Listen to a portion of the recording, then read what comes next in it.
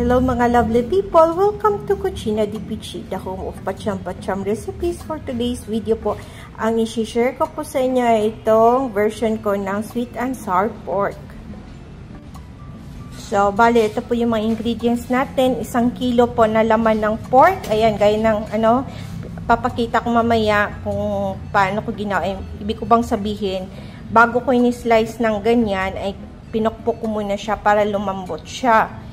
Tapos, meron din ako ditong 1 pirasong carrot, ganyan lang yung slice ko. Tapos, 1 buong garlic chop, 2 red onion na medium size, bell pepper na red and green. Tapos, lalagyan ko rin ng paminta powder, garlic powder, kakailangan din ng cayenne vinegar, tapos oyster sauce, lalagyan ko ng pineapple chunks, and then banana ketchup, liquid seasoning, cornstarch, harina, flour, and sugar.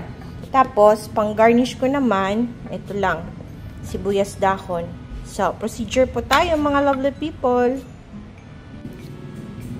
So, ito po yung laman ng pork mga lovely people. So, pinukpok ko muna siya bago i-slice, bago pritoin. Para po, mas malambot siya. Kasi syempre hindi naman siya pakukuluan, ipiprito siyang ganon. So, yun po. Tapos, ang ganito lang yung hiwa. Oh. Ganyan. O, diba?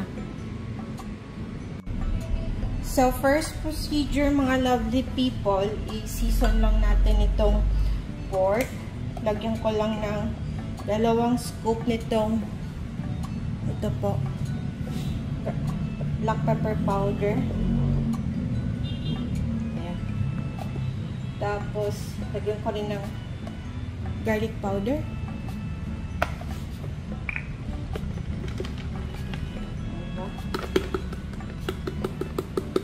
Siguro mga 1 teaspoon.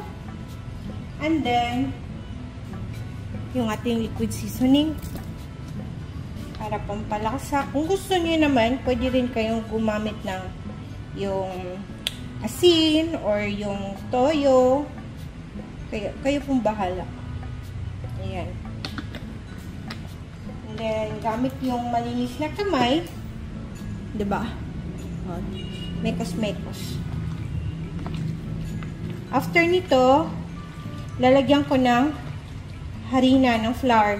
So, hindi ko na po siya lalagyan ng itlog.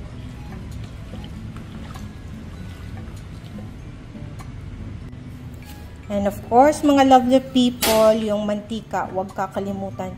Uy, magkano na yung per gallon ng mantika nyo dyan? Dito sa amin, last na bumili ako, 620. Meron naman yung 600, pero 600 to 620 na talaga, diba? Sobrang mahal na. So, ayan, habang nagpapainit ako ng mantika, lagyan ko na to ng flour. So, mga lovely people, ito palang karne. Kung gusto nyo na mas malasa, pwede nyo pong ibabad mo ng ganyan ng mga at least 1 hour. Po. So, ito, siguro mga nasa 15 minutes lang po. Ayan. Okay, imekos ko muna, tapos tansyahin ko kung kailangan pong magdagdag o ano. Diba? Ganun lang. Medyo okay naman na, 1 kutsara pa. Kasi hindi naman po siya pambenta, na kailangan talagang paanuhin yung tawag nito. Kung sa kuan pa ba, kanang patambukon jud pag-ayo. So, sakto lang na may coating siyang ganyan, na medyo malutong-lutong konti. Tapos, malambot yung sa loob. O, diba? Ayan, mukhang mainit naman, Mainit lang.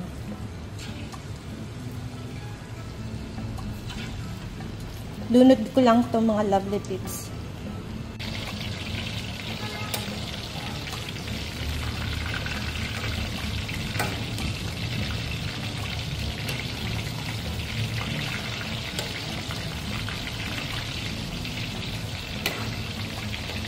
Yung saktong golden brown lang. Wag naman po yung pustang-pusta. Pero Pero depende, no? Kasi meron naman din yung iba kasi gusto na yung matuyo talaga. So, depende po talaga sa preference ng tao.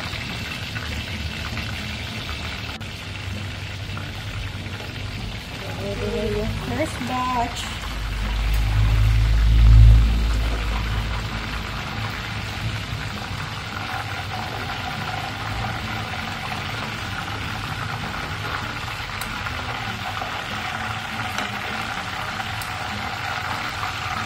Ganyan lang po. So, ngayon, tapusin ko lang prituhin lahat.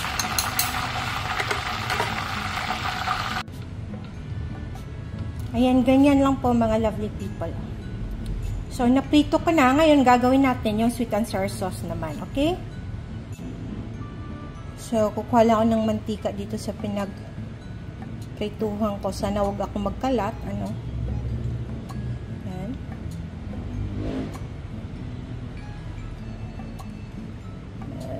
Ayan po. Okay.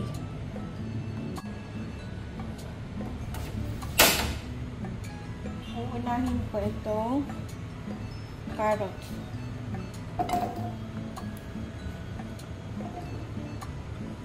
So, gulat-gulat lang para medyo malutong. Pero, gaya ng lagi yung sinasabi, kayo na pong mag-adjust according sa preference niyo. Kung gusto niyo yung mas luto talaga, ako naman kasi gusto ko yung medyo crunchy. Ayan. So, tayin ko lang konti. Na pineapple chunks yung sabaw kasi mamaya hahaluan ko pa ito ng tubig tapos lalagyan ko ng cornstarch para yung pinaka sauce natin. Ready na rin, mainit na yung mantika ulit.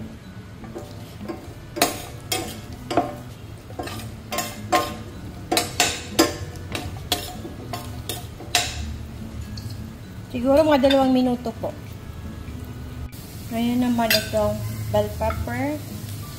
Tapos yung sobra sa kalahati ng sibuyas.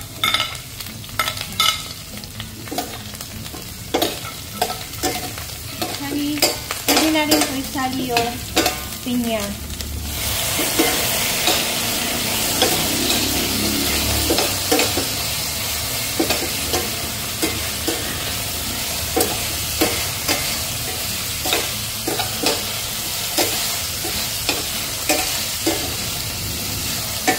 Saglit lang to. Ayan. So, siguro mga 1.5 minute lang talaga. Tapos hango na.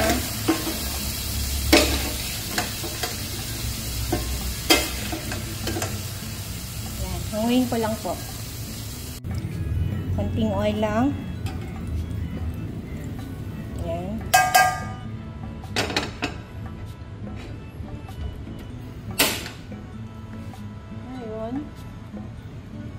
Yung tirang bawang sibuyas.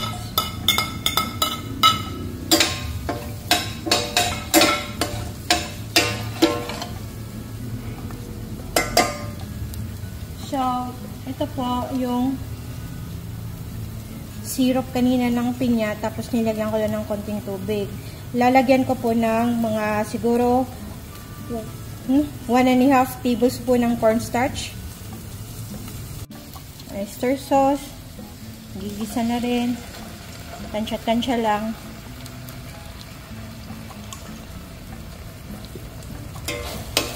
Low heat lang.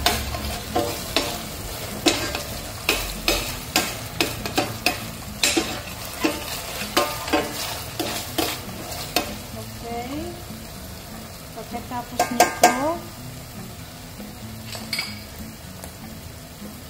ito yung ating nilagyan ko na nga ng 1.5 tablespoon ng cornstarch. So, mabilis na lang itong sauce natin.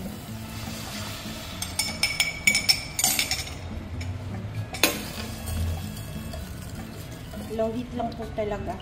Pwede naman actually bago ilunod, i-mix na natin yung slurry. Pwede na ihalo doon yung ketchup. Yung mga aning-aning na ganyan. Ayan, so ngayon, lagyan ko ng ketchup. So, bahala pa kayo mag-organize, ano. Okay. And then, yung ating cane vinegar.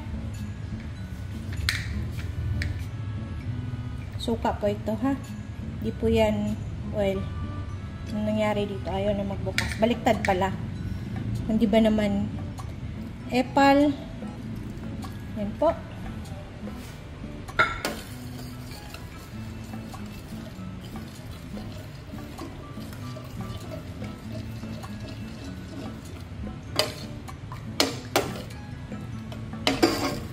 Halo lang muna. And then, yung ating sugar. Honey. So,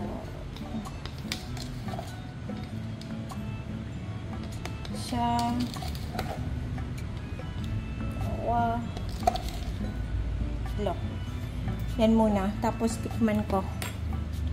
Ngayon, pwede ko na i-adjust into medium heat. Minsan, pumapalpak ako mga lovely people sa paggawa ng sauce kasi parang nagiging sabaw na talaga siya. Napapasobra, no? Hindi ko natatansya dati. Kaya ngayon, sinusukat ko na siya sa baso.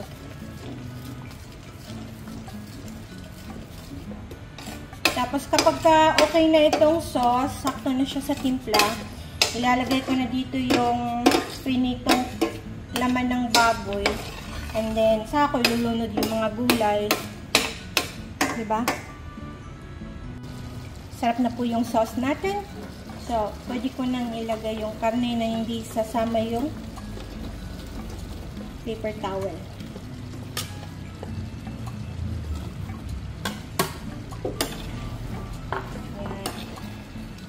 Actually, pwede na yung i-off. Parang natsambahan talaga this time. Yung quantity ng sauce, tsaka ng tama lang talaga. Hindi yung lumulutang sila sa sweet and sour.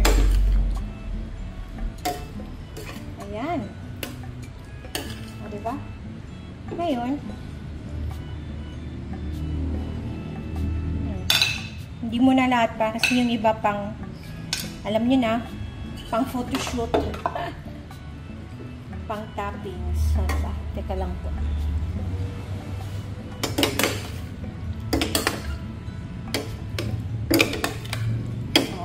Ayan, mga lovely people, kapag ka may mga handaan, lalo na kapag kayong mga Pasko, o diba, New Year's Eve, pwedeng pang-entry to.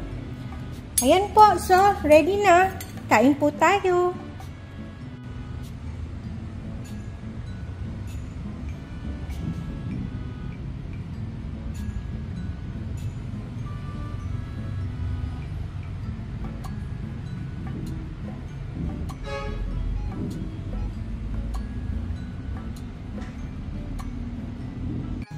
Hello mga lovely people, let's tiki man time. So, ayan po.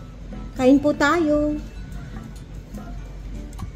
Tikman ko, diba? Kahit ganunin ko lang sa kutsara yung ano, malambot siya. Kapag ka ganun po yung ginawa. Kasi minsan, yung iba, may nakainan ako. Siguro hindi, hindi pinok yung karne nga. Para kasi yung ugat niya, ganun. Kaya kailangan pukpukin. Kain po.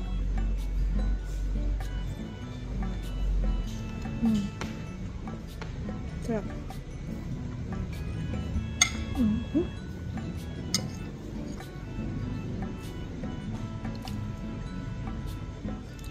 Sakto lang yung timpla niya. Tapos, yung karne nga malambot. At saka hindi siya yung over nga sa harina kasi hindi tayo naglagay ng itlog. Ganun. Pwede naman din yung nilalagyan ng itlog, tapos harina. Pero more yun kapag ka yung pang-industrial, ganun ano. Pero pagka, ako naman din kasi, yung lutong bahay ko, ito mga sinishare ko, tsaka yung pagka may nag-o-order sa akin, pareho po yung ginagawa kong procedure. Hindi ko po tinitipid sa mga kung ano dyan.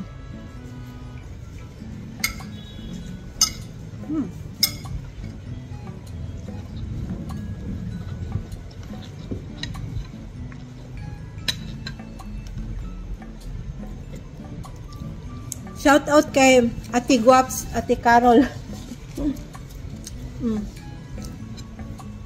nag-asya ani nga recipe sa una pa, how many years ago na. May pa ko ka-share, no? So, wala, nag-enjoy na ko. So, paano mga lovely people, hindi ko na po tatagalan. Thank you po sa inyo dyan for watching. At pasensya na kayo, medyo on-off tayo kasi nga, this past few days, talinang kasa ako. So, yun. Kasi, nagkasakit si Ferson. O, diba? So, ingat po kayo palagi kasi gawa nga ng panahon natin, uulan, ang init-init, gano'n na po. Yun, wala lang. Umira lang naman yung pagkachikador ko. So, keep safe, God bless. Kung may mga katanungan kayo dyan, sulat nyo na po sa comment section. Hanggang susunod po dito lang sa Cucina di Pichi. Dahaw mo pa cham recipes. Enjoy cooking. Mwah! Ciao!